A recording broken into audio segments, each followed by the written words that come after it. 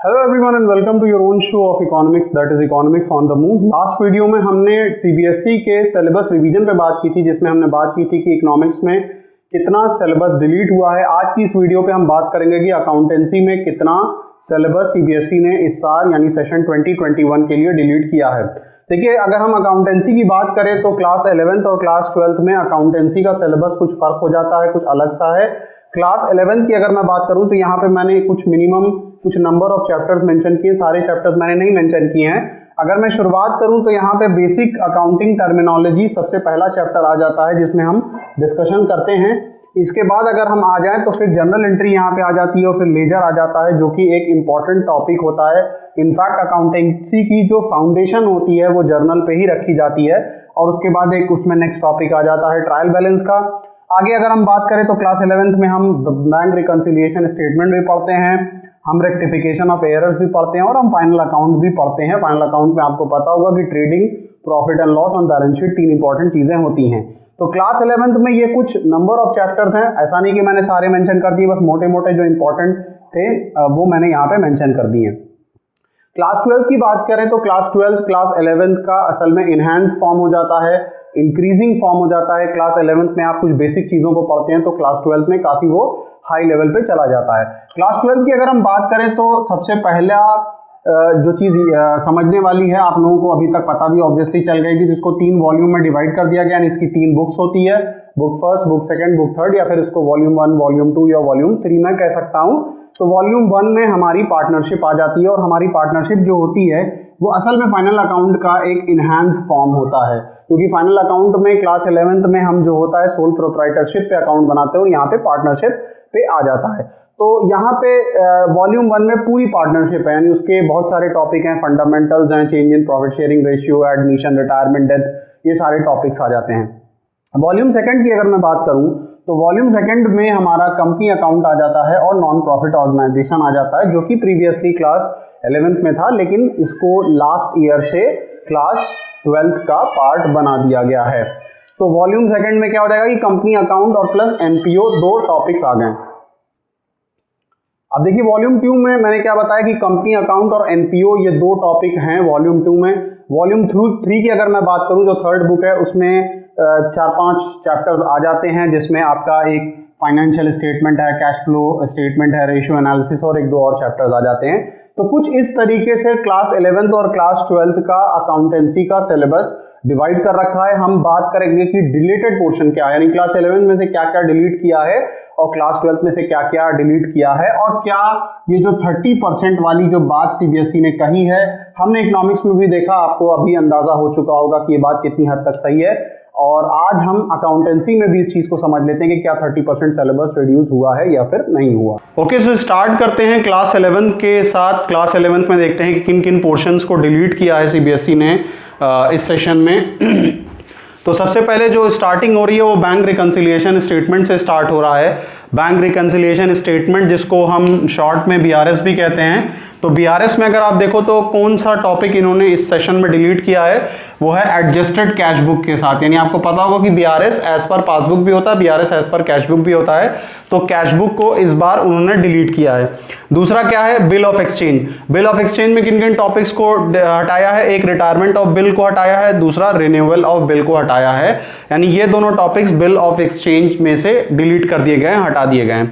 उसके बाद अगर हम फाइनेंशियल स्टेटमेंट पे आ जाएं, जो तीसरा पोर्शन है, तो उसमें क्या है, सबसे पहला है कि difference between account from incomplete records and statement of affairs. एक तो ये हटाया है, और दूसरा एक बहुत बड़ा पोर्शन इन्होंने डिलीट कर दिया है, वो क्या है, preparation of trading PL and balance sheet, जिसका अभी मैं डिस्कशन आप लोगों से कर रहा था, इसको भी हटा दिया गया है क्लास 11th में से।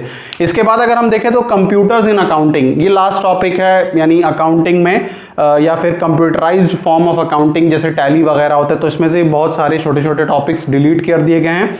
वो क्या है, introduction to operating software, utility software and application software, ये तो पहला टॉपिक इन्होंने हटाया है।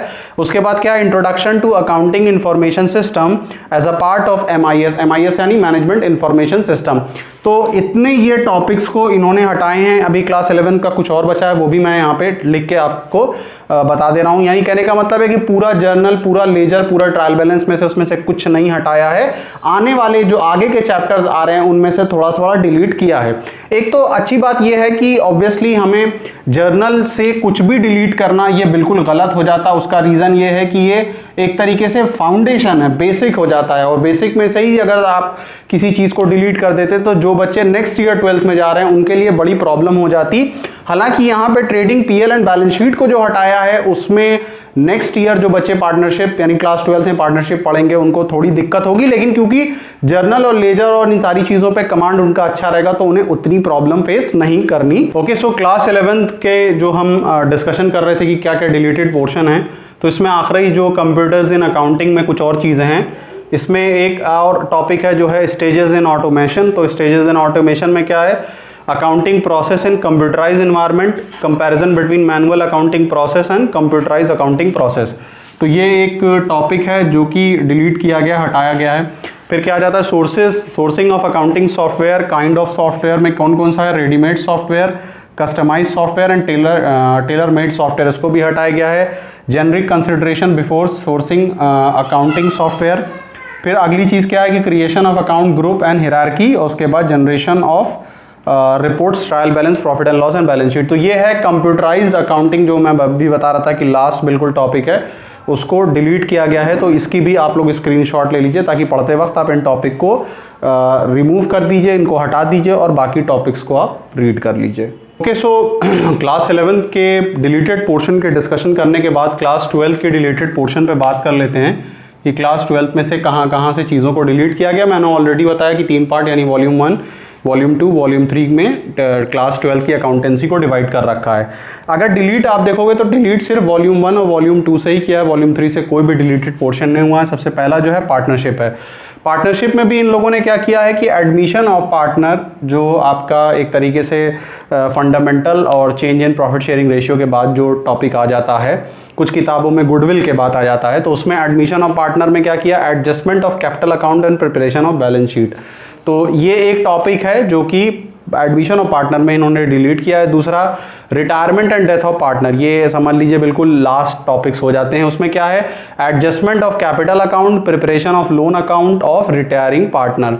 यानी एक तो कैपिटल अकाउंट है और दूसरा जो रिटायर पार्टनर हो रहा है, यानी जो रिटायर हो रहा है उसके लोन अकाउंट वाले टॉपिक को भी इसमें से इन्होंने डिलीट किया गया है।